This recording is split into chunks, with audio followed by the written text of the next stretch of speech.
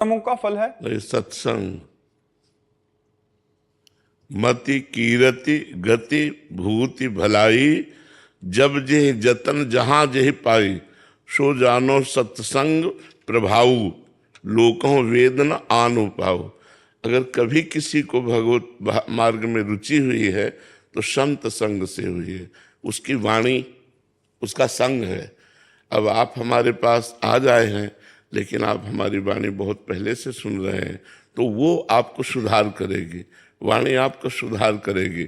अब कुछ लोग ऐसे हैं जो वाणी सुन करके उसका आचरण अनुशासन नहीं मानते, मनमानी आचरण करते हैं, तो उसके ऊपर प्रभाव नहीं पड़ता। कुछ लोग सुनना ही नहीं चाहते, कुछ लोग सुनते हैं लेकिन ऐसे साधारण भाव से, जो श्रद्धा से सुनते हैं, तो वो वाणी उनका परिवर्तन करके सतमार्ग पर चला देगी।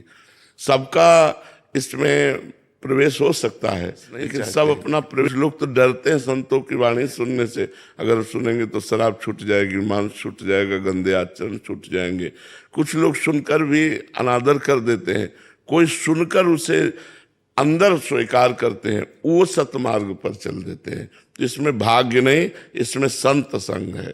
मति कीर्ति गति भूति वैभव भलाई, जहां जिसको कुछ प्राप्त हुआ है वो सत्संग से प्राप्त हुआ है, ऐसा शास्त्रों का मत है, ऐसा शास्त्रों का कहना है। तो अपने आप रुचि नहीं हुई, भगवत रुचि हाँ कृपा से होता है। बिनु हरि कृपा मिले नहीं संता, और संतों के संग से भगवत मार्ग प्रकाशित हो जाता है। जैसे आपके जीवन में आया कि आप 13 वर्ष की अवस्था में, उस समय संग भी नहीं था, तो पूर्व जन्म का भजन, पूर्व जन्म का जो भजन था, अब वो जो कुछ बकाया रह गया था उसको पूर्ण करने के पहले ही आयु पूर्ति हो गई, तो भगवान ने नया जन्म दिया और बचपन से ही भजन में लगा दिया। तो ये बात हो। हाँ, जैसे कुछ बच्चे ऐसे घरों में पैदा होते हैं जिनमें भगवत ये पूर्व जन्म के भजनानंदी होते हैं, पूर्व। अब जैसे हमारे घर में एक ऋषि कुल का माहौल था, प्रातः काल 4 बजे सबका उठ जाना, नहा धोकर संध्या बंदन अर्घ पात्र आदि देना, फिर अपने कार्य में जाना, भगवान को अर्पित करके भोजन पाना।